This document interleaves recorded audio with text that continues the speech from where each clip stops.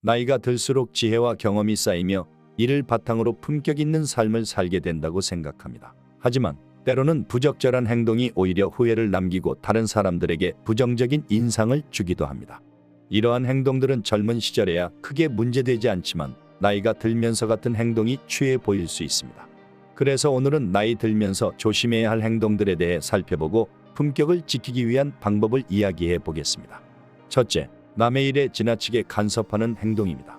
나이가 들수록 타인의 삶과 선택에 대한 이해와 존중이 중요합니다.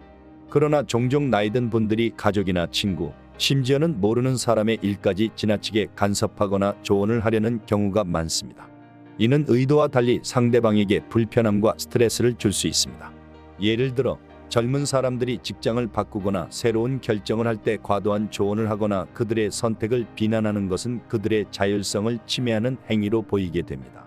조언은 상대방이 요청할 때 해주는 것이 좋습니다. 둘째, 타인과 비교를 하거나 과거 자랑과 본인의 영웅담을 늘어놓는 것입니다. 많은 사람들이 인생의 경험을 이야기하고 싶어 하지만 지나치게 자신의 과거를 자랑하거나 다른 사람을 깎아내리는 이야기를 하는 것은 부정적인 인상을 주게 됩니다. 특히 내 때는 말이야 라는 말을 하며 현재 세대와 비교하는 것은 세대 차이를 강조할 뿐 아니라 젊은 세대에게 거부감을 불러일으킵니다. 특히 과거의 성공이나 자신의 업적을 자랑하며 현재와 비교하면 듣는 사람들에게 오히려 부담을 줄 수 있습니다. 셋째, 자기중심적인 행동과 남의 얘기를 듣지 않는 것입니다. 나이가 들수록 자신의 관점과 가치관이 강해지기 때문에 다른 사람의 의견을 경청하지 않는 경우가 많습니다. 특히 본인의 얘기만 맞다고 우기는 것은 좋지 않은 모습입니다. 또한 타인의 의견을 듣지 않고 자기 이야기에만 몰두하는 행동은 특히 가족이나 친구들에게 외면을 받게 됩니다. 모임에서 자신이 겪은 일만 계속 이야기하고 다른 사람의 이야기를 듣지 않으려 한다면 주변 사람들은 불쾌감을 느끼고 대화하고 싶지 않게 됩니다. 넷째, 타인을 깎아내리는 발언을 하는 것입니다.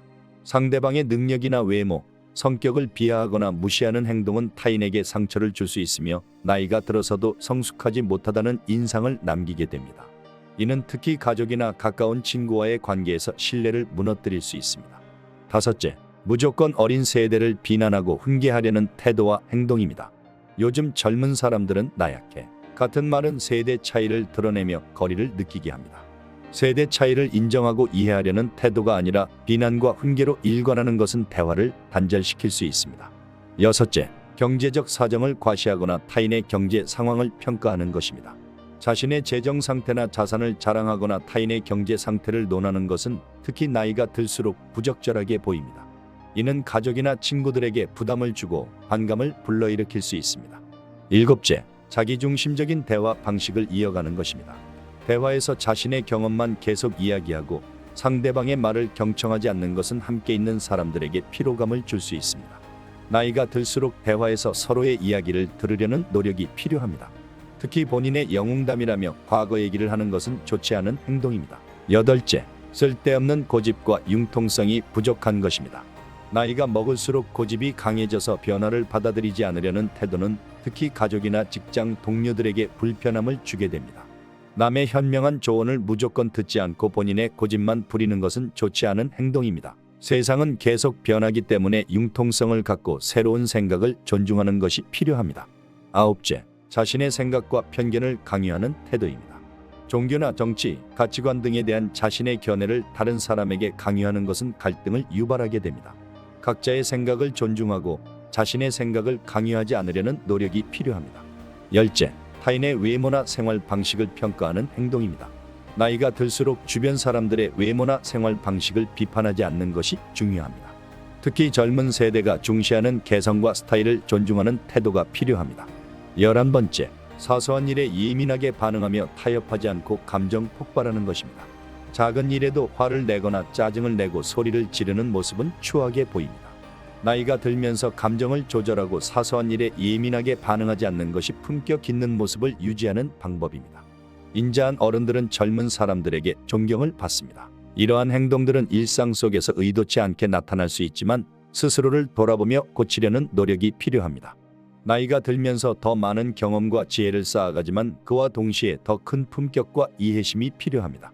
타인을 존중하고 지나친 간섭이나 비교, 자기중심적인 행동을 자제하는 것은 젊은 세대와도 조화를 이루며 함께 할 수 있는 방법입니다.